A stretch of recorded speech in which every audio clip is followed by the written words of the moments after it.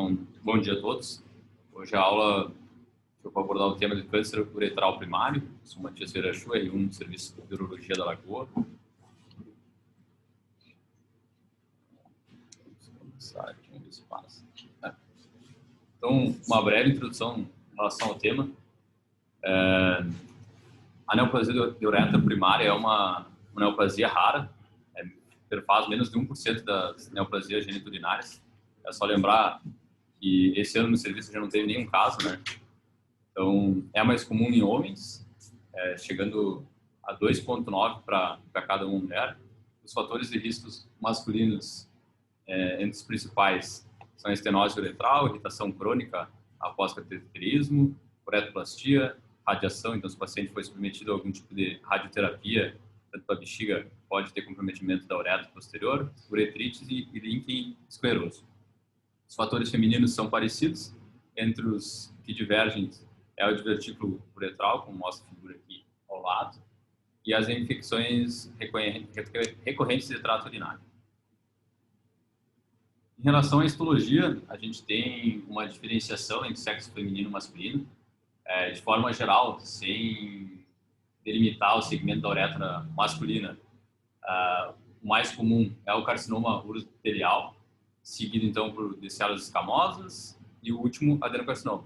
A gente vê então que no sexo feminino é o contrário, o mais comum é o adenocarcinoma, seguido pelo células escamosas, e o último, o carcinoma urotelial. Tem bastante divergência na literatura em relação a qual ficaria em primeiro lugar no sexo feminino, mas esses são os dados aí do guideline europeu. Fazendo a diferenciação então da uretra masculina, pegando só a uretra prostática, a gente tem então 90% sendo o câncer urotelial mais frequente, seguido de 10% de células escamosas. Já se a gente tiver então as outras porções, tanto peniana como bulbo membranosa, a gente já tem uma histologia diferente. 90% a 80% de células escamosas, 10% urotelial. Então lembrar que no sexo masculino, dependendo do segmento da uretra, vai fazer diferença qual é o tipo histológico mais comum. Em relação ao estadiamento, é usado o TNM de 2019. Também o que vai ter diferença em relação ao câncer uretral é que a gente vai ter uretra masculina e feminina para o adenocarcinoma e para células escamosas, e vai ter uma classificação específica para o câncer urotelial. Da uretra masculina e feminina, então, esses dois subtipos, o T1 então vai seguir, tem o in situ, tem o T1 que vai seguir até a lâmina própria, T2 é o que a gente considera até T2 limitado, então que vai compreender invasão de corpo esponjoso, próstata ou músculo periuretral. Já T3 e T4 já são estágios mais avançados, T4 já comprometendo outros órgãos. Como eu falei, então, o câncer, carcinoma urotelial, então, que envolve a próstata, ele tem uma classificação TNM diferente. O in situ, então, ele vai poder pegar tanto a uretra prostática como os ductos prostáticos. O T1 também é a mesma coisa do outro, só envolve a lâmina própria.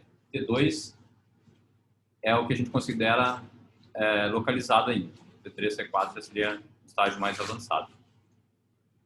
Em relação à invasão linfonodal, N0 seria comprometimento de nenhum linfonodo, N1, um linfonodo, N2 mais um linfonodo. Metástase, M0 sem metástase, M1 metástase.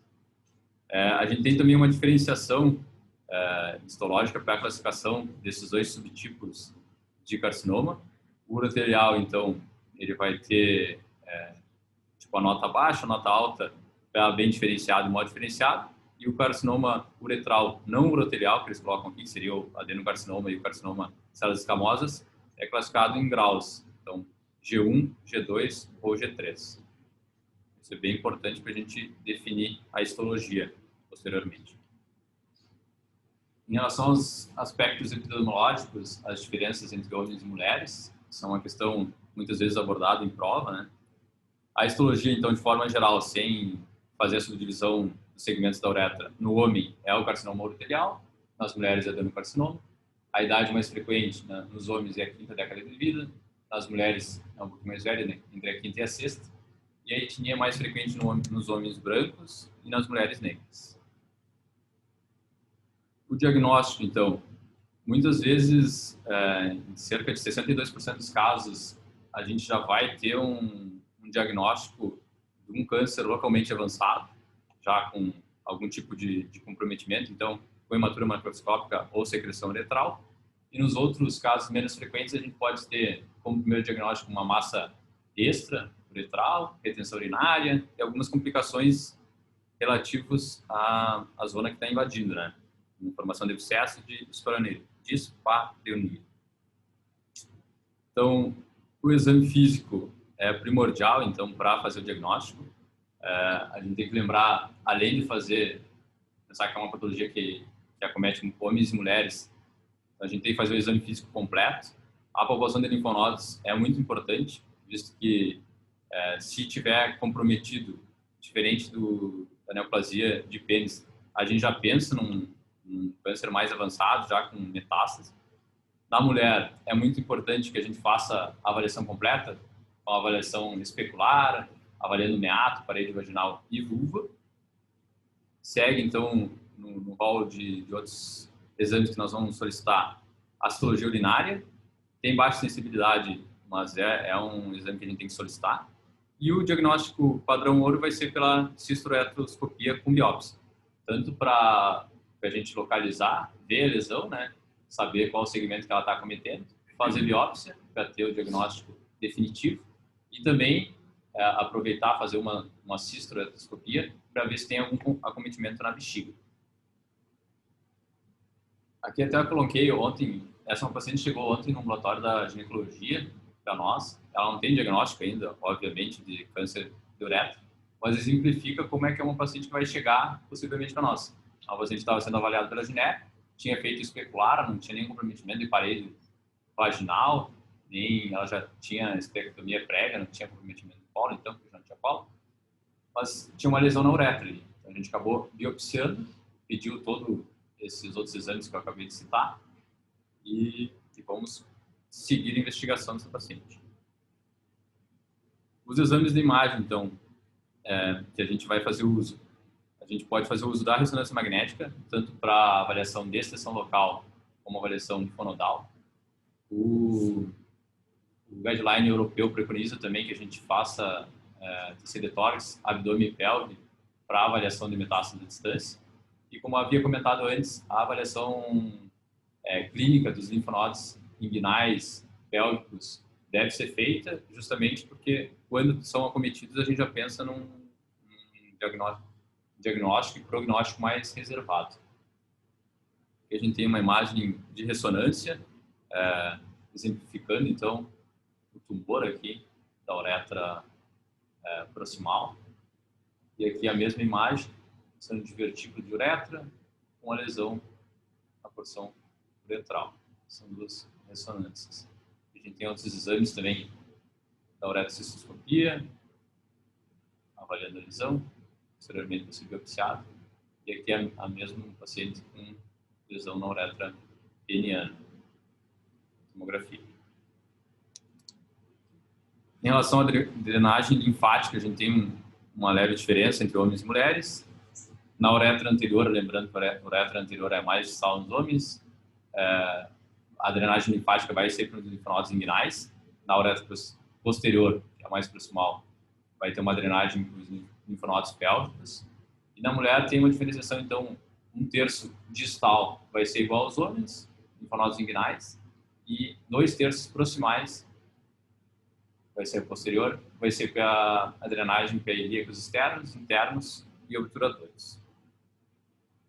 Em relação ao diagnóstico das recomendações do guideline europeu, a gente não tem um nível de evidência tão alto, justamente porque é uma neoplasia mais rara, então acredito que não tenha tantos ensaios clínicos, meta-análises em relação a esse tema, mas a recomendação é forte para que se faça todos os exames que eu tinha solicitado, que eu tinha mencionado, a uretrocistoscopia com biópsia e a citologia urinária, fazer a avaliação para metástase à distância com tomo de tórax, abdômen e pelve, e o uso da ressonância para avaliar a extensão local do tumor.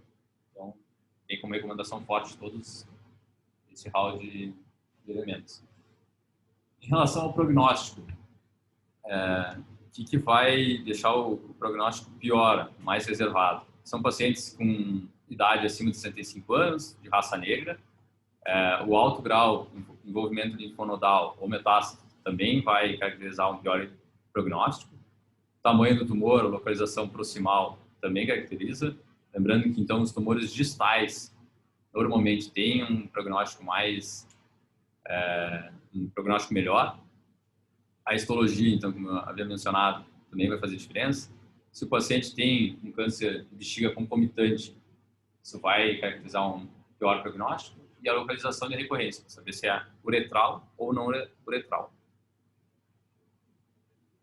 Caminhando, então, para o tratamento. A gente vai ter o tratamento diferenciado também em relação à doença localizada para homens e mulheres.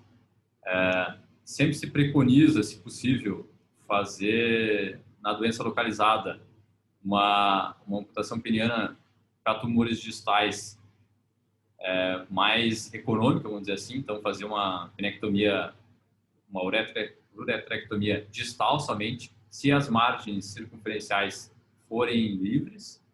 Então, a gente tem que fazer essa avaliação da circunferência da margem. Lembrando que isso vale até T2 no máximo, que é o que caracteriza uma doença localizada. Então, nos homens, se possível, se a margem circunferencial for livre, a gente pode fazer uma uretrectomia distal. Em relação à linfadenectomia, não se comprovou benefício em fazer profilático. E a gente tem imagens gentilmente cedidas pela nossa colega Fernanda, de uma cirurgia que foi realizada no serviço no início do ano passado. Um paciente até que tinha já uma neoplasia de bexiga e teve envolvimento da uretra. Não era primário da uretra, mas exemplifica o tipo de abordagem que a gente consegue fazer. Então aqui a gente já vê o corpo esponjoso, já bem dissecado, e aí posteriormente desenluvado o pênis, foi feita a dissecção até a sua porção distal. Um segmento, ó, da parte da uretra dissecada, e aqui então a peça que a gente obteve. Aqui mostra as lesões, então, ó, da uretra peniana. Em relação às mulheres, então, na doença localizada, a gente também pode preconizar uma uretrectomia distal. Lembrando que é um pouco diferente, né? Um pouco mais difícil na mulher, pelo comprimento da uretra.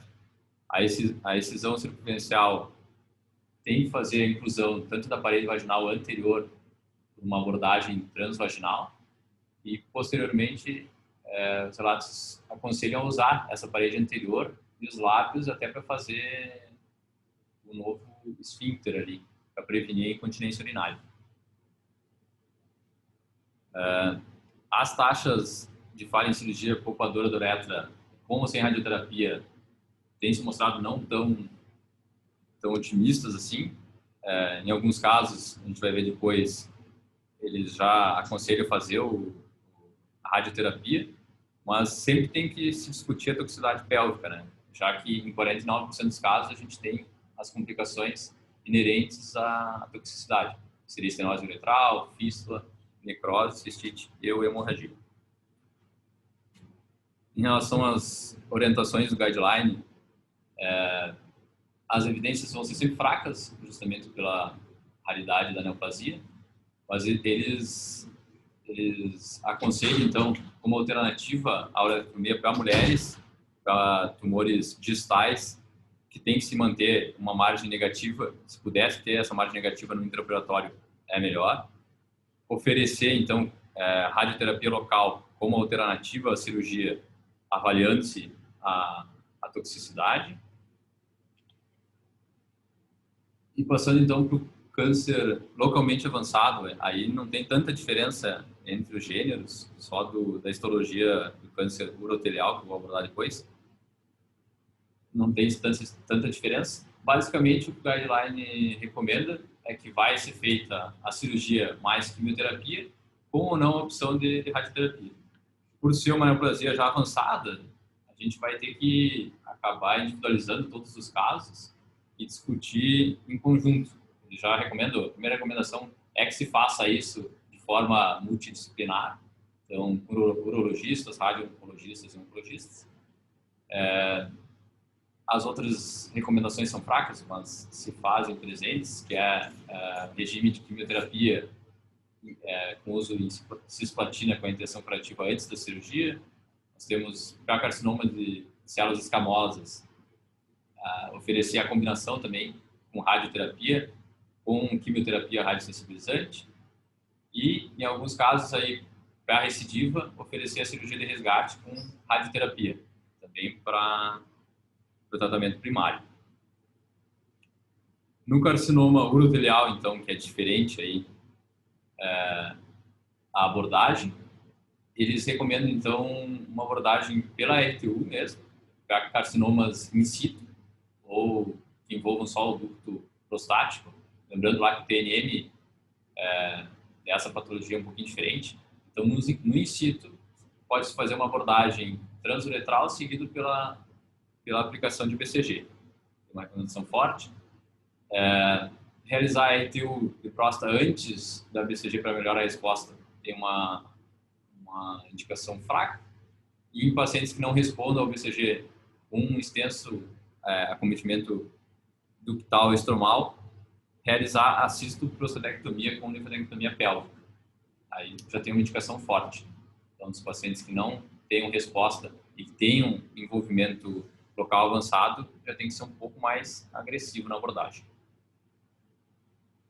Basicamente, então, para encerrar a aula, aqui a gente tem um resumo do guideline europeu 2021.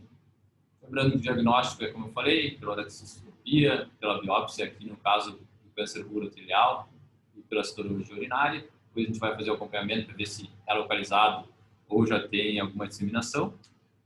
Lembrando que nos casos urotelial prostáticos, a gente vai ter uma avaliação diferente dos adenocarcinomas e de células escamosas. Também a gente vai ter uma avaliação diferente se a neoplasia for proximal ou distal. E nos casos que for mais avançado, a gente vai ter que individualizar caso a caso, justamente porque não tem um consenso, a gente tem poucos pacientes já submetidos a ensaios clínicos relacionados a isso. Então, a gente vai ter que individualizar caso a caso para ver qual que é a melhor terapêutica para o paciente em questão. Seria isso. Então, usei o guideline e o Uromed, estudo intensivo, como bibliografia. Sempre.